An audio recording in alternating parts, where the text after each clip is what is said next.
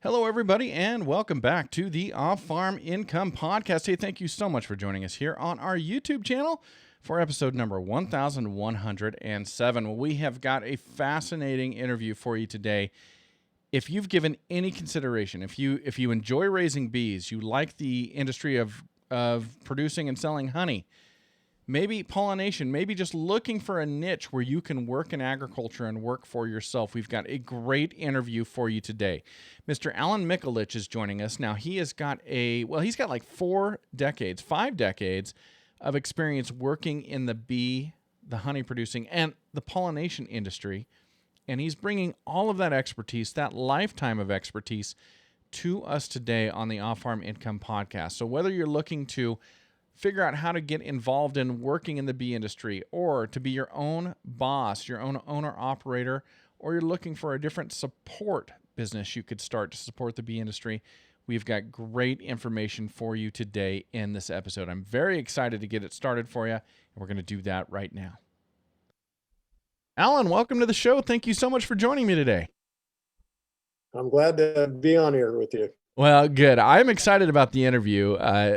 I've got a lot I want to ask you about, and this is so relevant to so many guests I have on the show, what we're going to discuss today. So I really do appreciate it. And I wonder if we could start out by me just asking you a little bit about your background so our audience can get to know you a little bit. What would you like to know? Well, where do you live and what do you do now? And then we'll talk about how you got there. I live in an area called Temecula, California. We're about an hour north of San Diego. We're about 30 miles east of the ocean. And I've been here since 1977. I grew up in San Diego. I had bees as a hobby. And in 1973, I went to work for a commercial beekeeper in San Diego area. And I worked about 11 years. And then in about 1985, I went full time. Okay. Bee business. Full time in the bee. I'm married. I had 3 kids. My daughter's involved with the farmers market. And my other 2 sons, we made sure they went to college, and they got some great jobs. All right, One son's a high school Spanish teacher, and another one in sales. He does really well. So good. The bee industry is not for everybody. You have to have kind of a passion for it. Probably like farmers, the feeling they get when their crops grow and they harvest, and what they can produce when everything goes well. Yeah. Well, it's not for everybody, but it is for some people. And man, you've got some expertise to help us explain it to everybody. I wanted to ask you about your business, mypollination.com. Could you explain to us a little bit about what it is you're doing there? I think that one that one's not actually my site. Okay. With that group, I act as like a broker for them. Okay. And they supply bees to the almond growers and some cherry growers. And I've had a lot of experience in the last 12 or 13 years. I have worked for a large farm in California where I used to coordinate about 34,000 hives to pollinate their almond orchards. And it was a large group that was from, they had acreages from south of Bakersfield as far north as Fresno. Oh, wow. And so about 2 years ago, my contract wasn't renewed after 12 years. And so I found other people that were looking to get some bee supplies for them. And I believe that's mypollination.com. Okay. And so this year, originally I helped line up close to about 10,000 hives for them. And I think we ended up in a 6,000 hive range. Some of the beekeepers' bees weren't strong enough, and some of the contracts didn't come through that they were looking for. Okay. And man, when you're lining up this many bees, are they coming out of, like, I'm in Idaho. Are they coming out of my region and out of Montana, or are they all beekeepers based in California? A lot of these that I lined up this year were Southern California. Okay.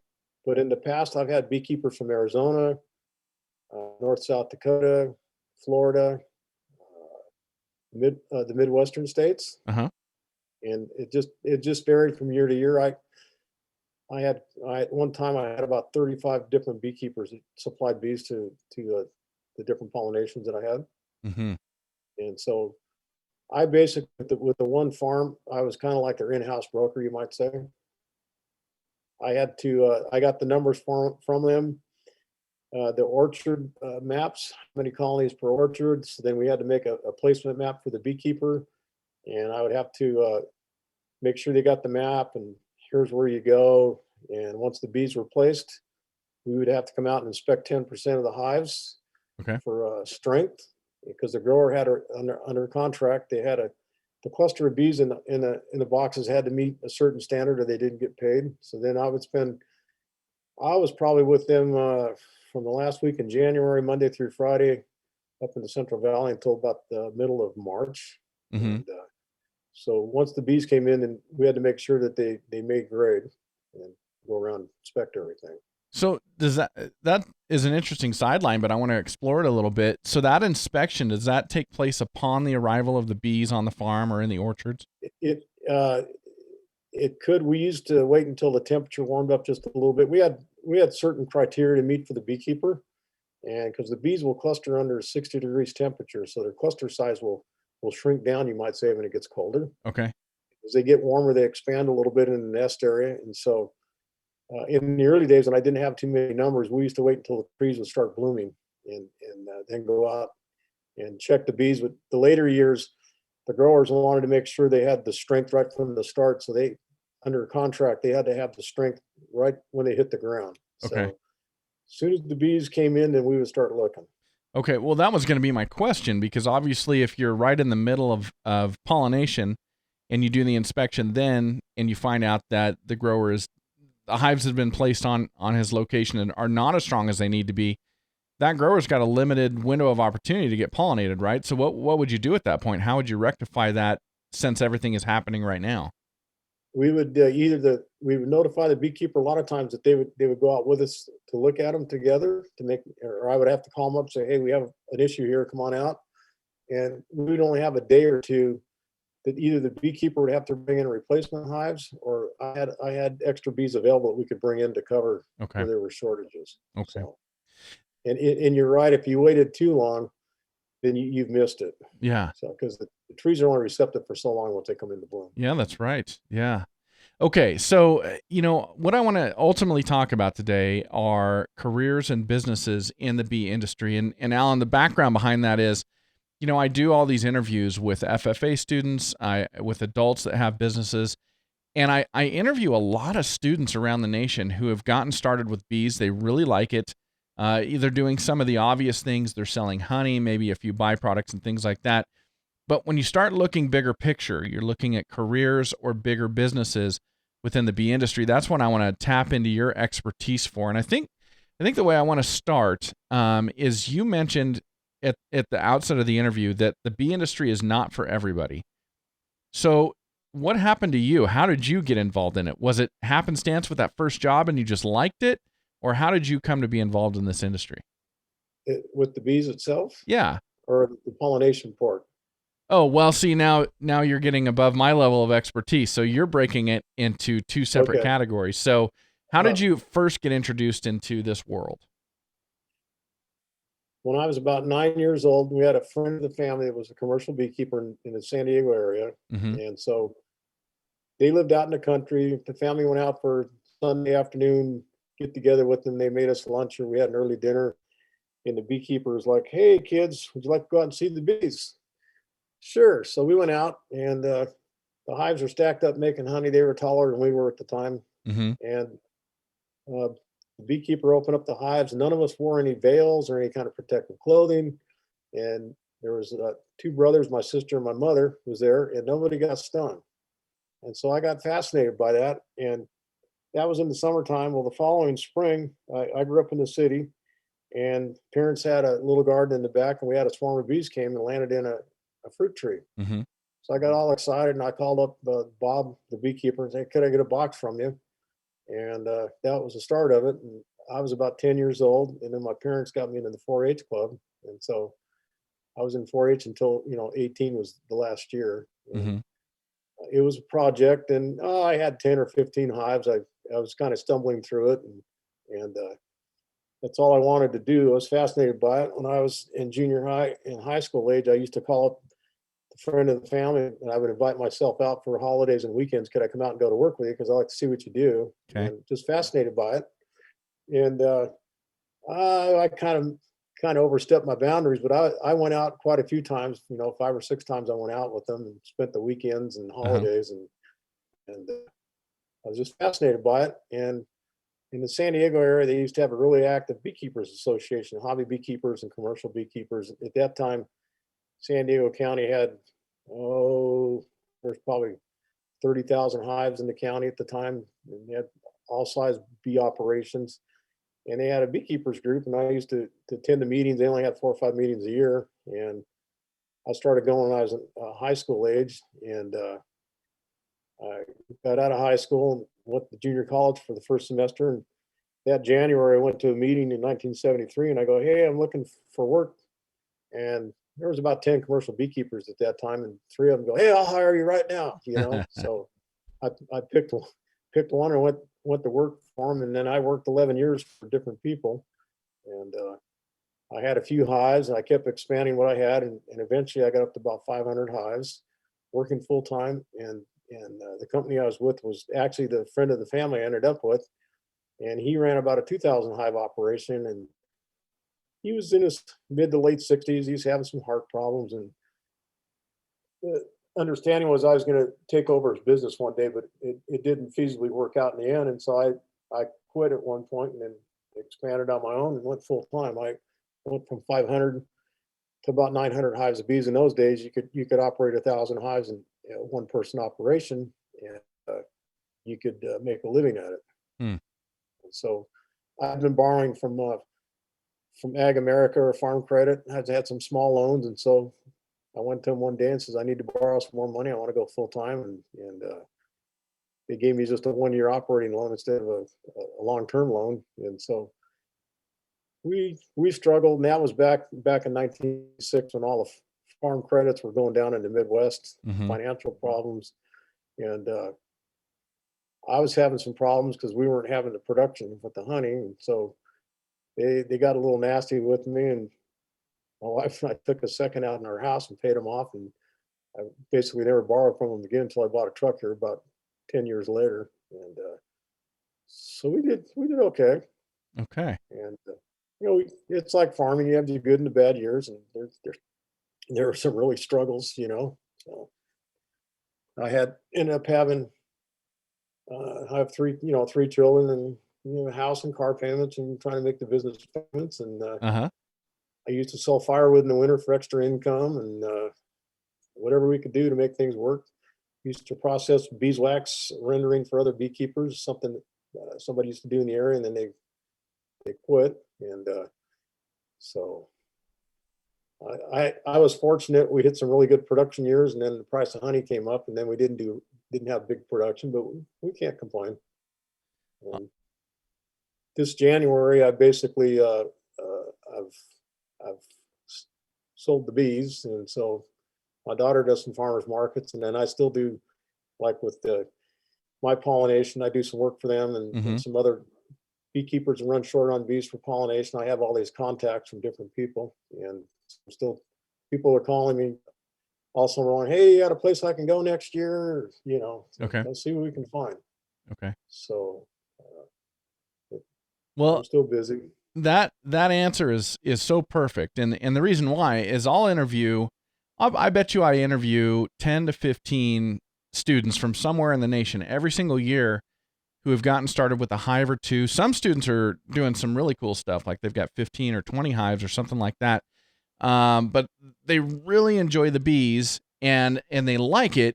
But you just described the same type of thing early in life, getting fascinated with bees, getting started learning about it, working in it, growing in what you're doing.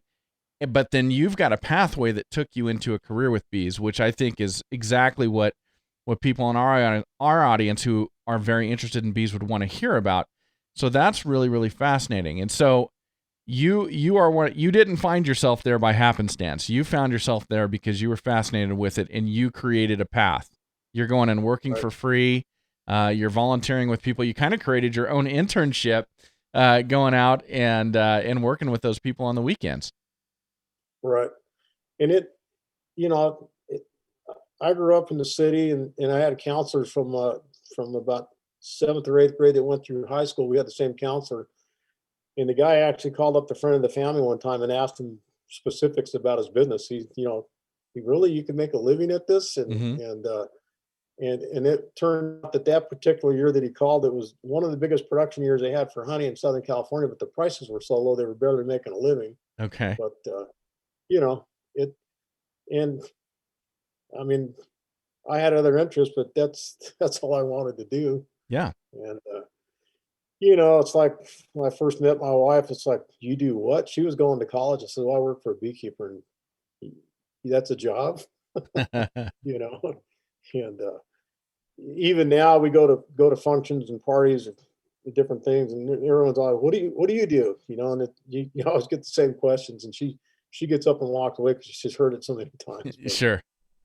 you Sure. know, but teaching. She was a teacher. She retired as a teacher, and I mean, the people know what teachers do, and they're just Right. fascinated by, oh, do you get stung? Do you make honey? And Uh-huh. what all goes on. So Well, yeah. so let me ask you this, because I want to ask you this question for those people in my audience who love bees and they would love to find a way to do nothing but that for their living. If somebody came up to you at one of those parties, they found out what you did, and they said, man, I'm absolutely fascinated with bees. I've got a few hives of my own. I absolutely love it. And I just can't figure out how I could make a career out of being in the bee industry. What advice would you give to somebody today if they wanted to get started and they wanted to make their living this way? How would they create that career path? Where should they go to work? Should they study something in college? Should they skip college and just get straight into the industry? What would you tell them? I would probably, well, college is important, but this, I have none. I mean, Uh-huh. basically, if you could go to work with somebody locally in your area, and maybe start out with a few hives. Some beekeepers will say, like even the person when I went to work for him, he said, I don't want you to have more than 250 colonies for your time restraints. And I got up to 500. He never said a word.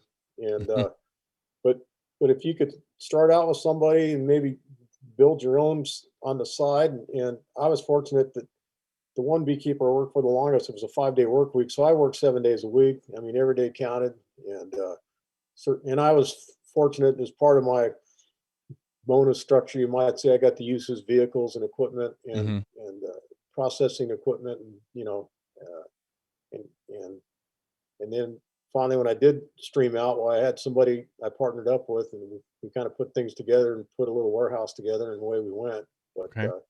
use the facilities. But I would say, if you could go to work for somebody, and right now in the industry, there's a lot of people who are going to be retiring here soon. A lot of baby boomers, and I mean, it's very expensive to get into, but you could possibly work for someone, and if you're there long enough, if you like what the person does, maybe you could make an arrangement to buy in or take over. Mm-hmm. And, they could maybe finance you, and, or you get enough experience that you have a few, and you keep expanding and expanding. And eventually, uh, here in the California area for honey production, you need to buy somebody out that has established locations that are proven, because not you just can't put bees anywhere and make Mm-hmm. honey. There's even here where I'm at, there's like certain areas where certain plants grow in the spring and some in the summer, and they just don't grow everywhere. There's like, you might see little microclimates and soil conditions, and just in the natural vegetation. Mm-hmm. But no, you could, I would say, to get the experience to jump in there with someone, and it's really migratory. A lot of people have to come to the almonds to pollinate. Mm-hmm. When I first started out, uh, we used to figure 2/3 of our income was from honey production, 1/3 was from pollination, because the fees were only, 30 or $35 a hive. Now they're up around $200 a hive, which is what they're worth. And so if you can keep the numbers up and the population in them, and you can get them in the almonds, the almond pollination will pay for your expense for the year. And if you make a good honey crop, then you have a profit. Okay. So where would you put those percentages today? 2/3, 1/3 back then. Is pollination a higher percentage now of your revenue generation? I would say it's probably 2/3 pollination, 1/3 honey. Oh, really? Okay. Yeah. Interesting. So the service It, aspect it, of it. it's very expensive to operate and keep the bees going now because of all the problems we have with them. Okay. You know, 30, 40 years ago, we didn't have colony collapse disorder. We didn't have all the different fungal bacterias and all the different things that affect the bees that we have to deal with today. Mm-hmm. You didn't have high losses if you didn't take care of them really well. Okay. Interesting. Okay. So I want to break this kind of into two pieces, and the smallest piece will be creating a career in this industry, working for somebody else. So obviously your advice, no matter which path you want to take, whether you're always going to be an employee or you're going to go out on your own, is to begin by working for somebody so you can gain that industry knowledge, that network, that experience, all of that. Now, is there a path for a person who says, I want to work with bees, I want to work in pollination, but I don't want to be my own boss. I don't want to own my own business or take that risk? Oh, there's always job opportunities out there. They can't get enough workers for beekeepers in the United States. Mm-hmm. There's a lot of H2. I mean, you're familiar with the H2A programs, and Yeah. a lot of the large beekeepers comes come late spring, summertime. They have the H2A workers to help. But if somebody was really interested in working, I think there'd be a career out there for them. Okay. And is there a lot of I guess vertical mobility in this industry, or is it kind of going to remain at the same level?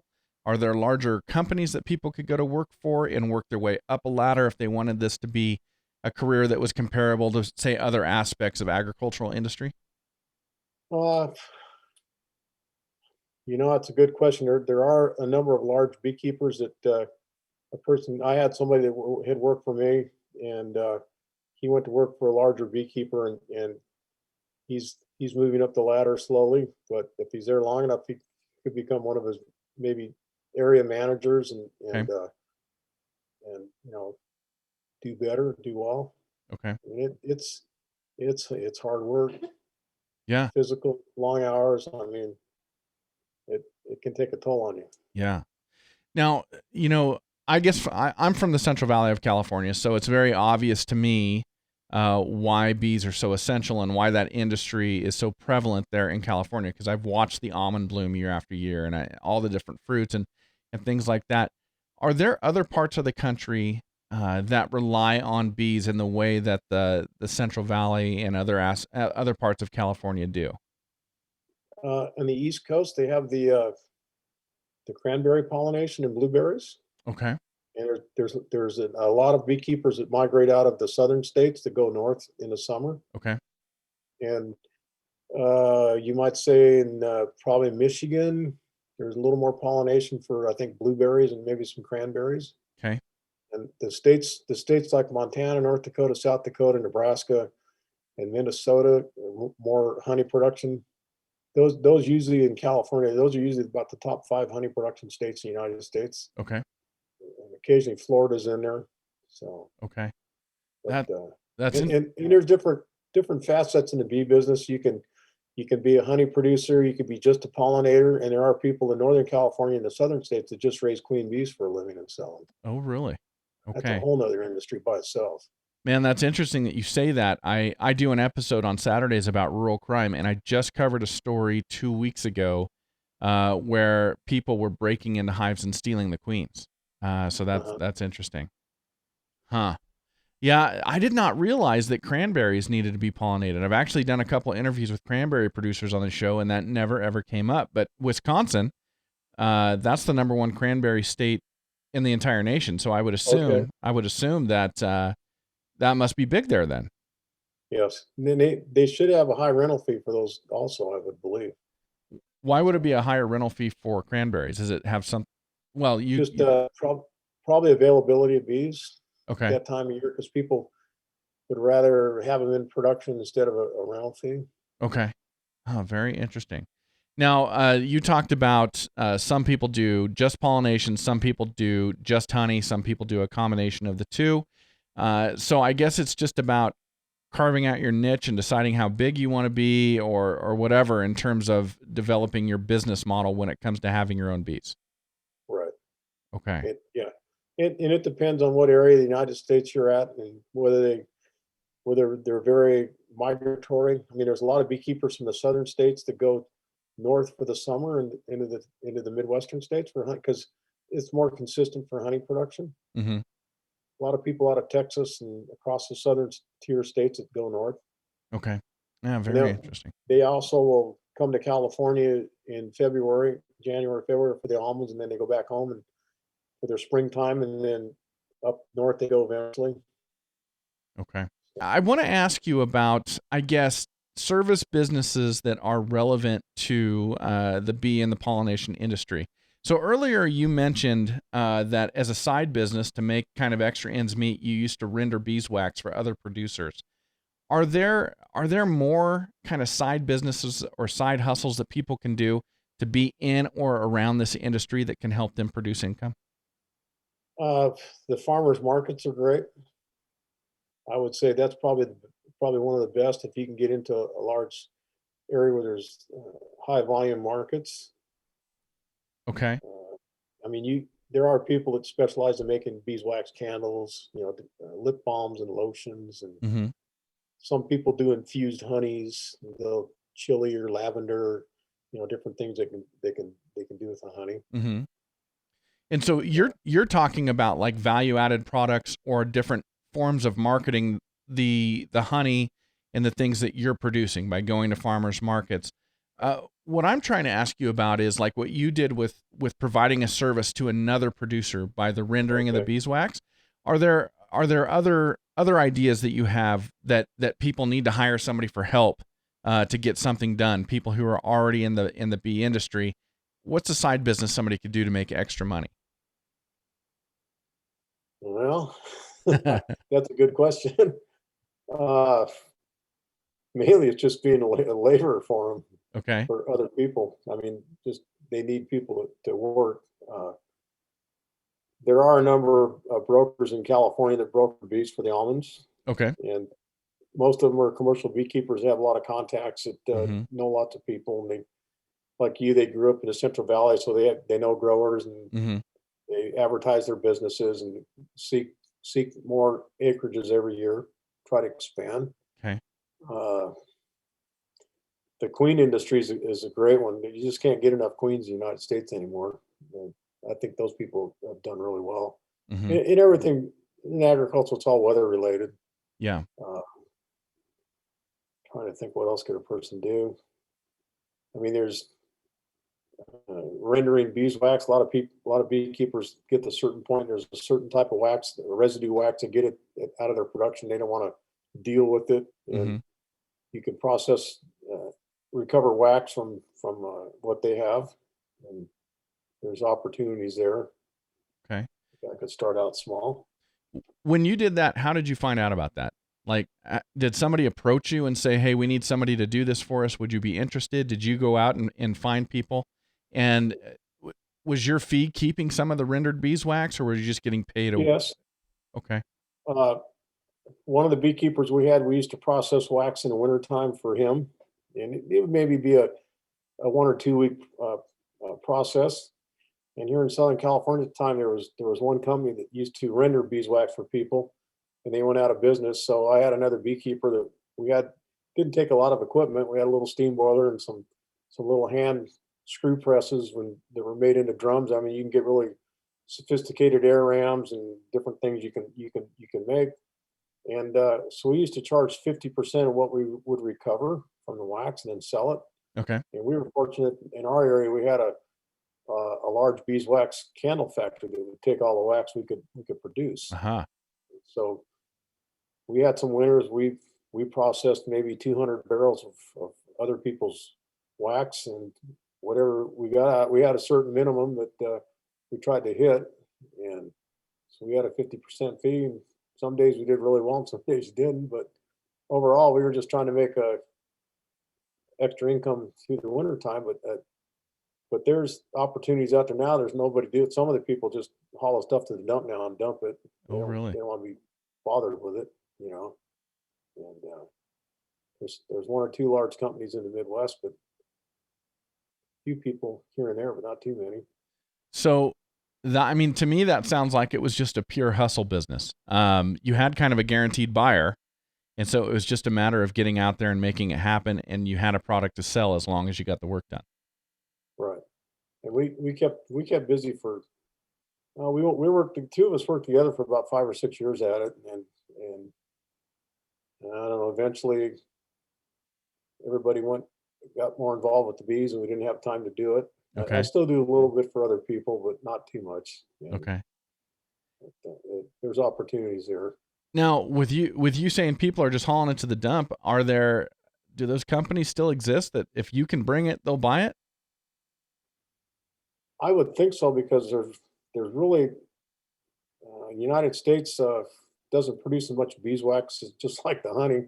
They're having to import wax every year. I would think you could. There's buyers out there. The large bee manufacturing companies have candles, and they sell wholesale wax to other industries, Mm-hmm. and there are businesses, they need beeswax.